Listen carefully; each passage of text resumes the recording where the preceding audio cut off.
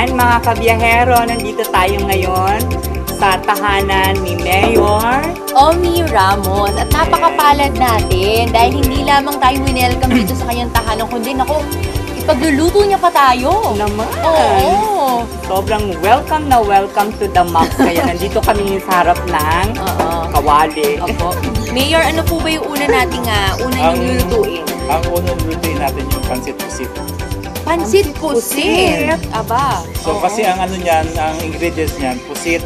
Bago yung sabaw ng pusit, nilaga namin yan. May nakuha ng sabaw, isasabaw natin sa pansit. Anong klaseng pansit ang gagawin Bihon. natin? Bihon, ayun. Bihon. Oh, ito ba yan, no? Sikat na sikat dito sa Cavite City. Bihira lang kinakain yan dito sa Cavite. Bihira Dito lang. lang makikita sa Cavite City yan. Oo nga, parang dito lang din namin ko lang din narinig. siya narinig. O diba, mayor ka na, master chef ka pa.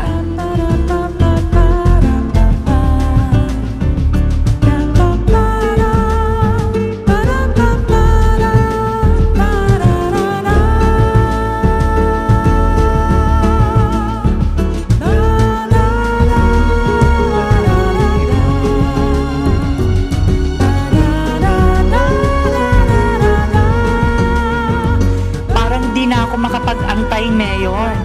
Gusto ko nang matikman ang pansit mo. Pero Mayor ha, question lang. Kailangan ba talagang nakabarong Tagalog pag nagluluto?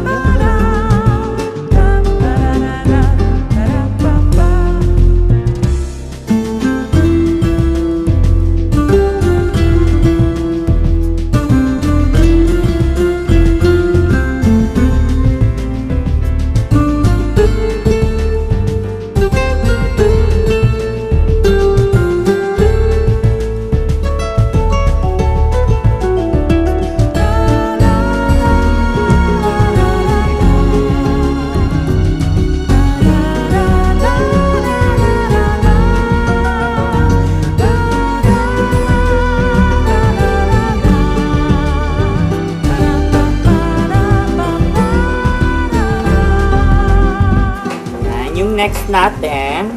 Next natin yung ito. Tika. Ito na yung pansit puso. Puso. Naman. Pansit puset at pansit puso. Dito lang yan sa Cavite City, mga kabiyahero!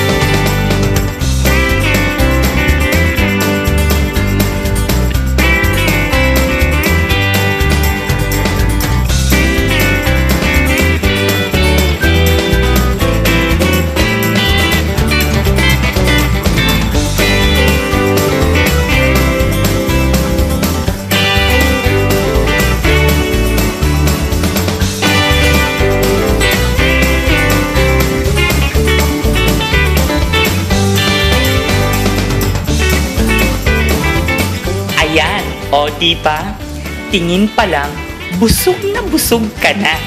Yay! Ayan na. Ayan. Yan na. Okay, yan ang pansit puso. Bago kami ang titikim, Siyempre, Angelo muna. Okay, tikman na. Go, Angelo! Go!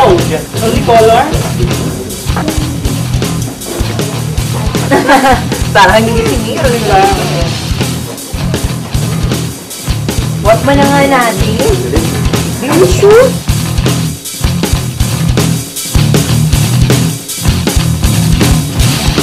Ano ba unahin? Ano ba unahin? Sige, ready? Sa'yo, ready? So,